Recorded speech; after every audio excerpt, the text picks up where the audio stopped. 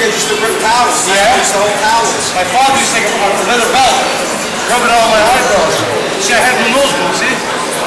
All the burn. Occupational hazard. Old school, though. You look good, though, man. It sounds like you're punching hard. I'm kind of holding back a bit, too.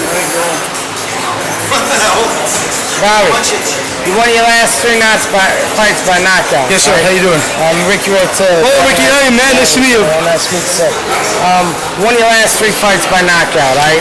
You think you're getting stronger, or you just, well, you know, you getting smarter? Well, what's going on? It's, you know what it is? It's the fights that motivate you. It makes you better. You know, you're fighting guys that no one cares about. It's hard for yourself to get that. Right. You know, but when I fight like this, there's a lot of world champions that are good world champions.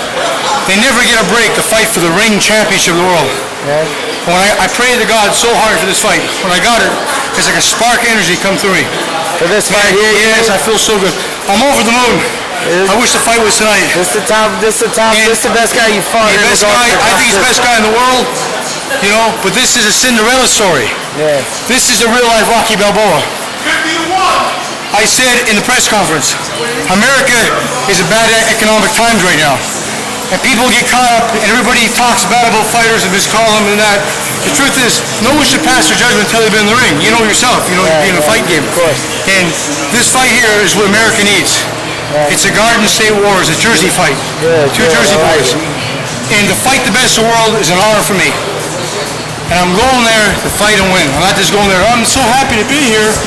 I mean, believe me, if God blesses me and I win this fight, then I will financially bless my family.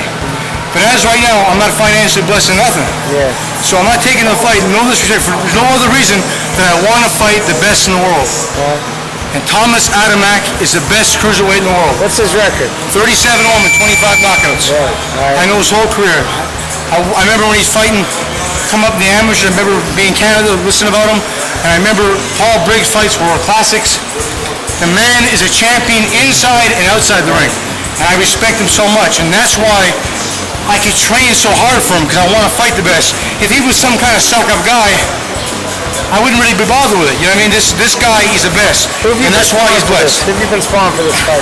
Man, I'm boxing top guys, you know, like Omar Chica, Farouk Salim. They're bringing some light heavyweights in from New York City. I'm going up to Philadelphia, sparring up there, and I feel good. I got my trainer, terrific, trains Kendall Holt. What have you changed with your style as opposed to your career? What have you changed? Are you more aggressive? Well, you know, I've been fighting since I've been 6 years old, you know. A lot of people don't, they see a gap. They don't realize that I wasn't really active. I was in fighting the unsanctioned scene, you know what I mean? Unsanctioned fights, and I've been doing this my whole life. And you know yourself, if you fight somebody who's kind of clumsy, he makes you look bad. But when you fight someone who's the best, it makes you do good. And as a fighter, what's the sense of being there if you don't want to fight the best in the world? And listen, there's a lot of top contenders out there, no disrespect to them, didn't want to fight this boy. Main Events knows that. Right, is that true? Top guys, they don't want to fight him. The top 10 guys don't want to fight him. You're right. But I did. A lot of these guys in the cruiserweight division, they're like prima donnas. They're like, I call them Nancy boys, kind of fancy pants. Put on woman's perfume and fancy boxer trunks. They don't want to fight. If you're ranked in the world, you should want to fight the best fighter in the world. And I stepped up to the plate, I said, I want to fight him. Because there's no sense of being a fighter if you don't want to fight. This is going to get your name on the map more than him. And it's an awesome opportunity for you, man. You know, and I tell you what, the fact that only the boxing people really know this guy, he's not the guy on the street that everybody knows, that's a big step for you, and it's more of a risk you're taking. Because the boxing people, we know he's tough. We know what you got your hands for. But the person on the street doesn't know who he is. But listen, I've got nothing to lose. You know, and everything in the game. That's right. He's got the whole world to lose. He's got these big fights in his way, and that's a dangerous fighter, fighting like a kamikaze. You know, the guy has nothing to lose. You know, in my career, I thank God where I'm at. I'll tell you why.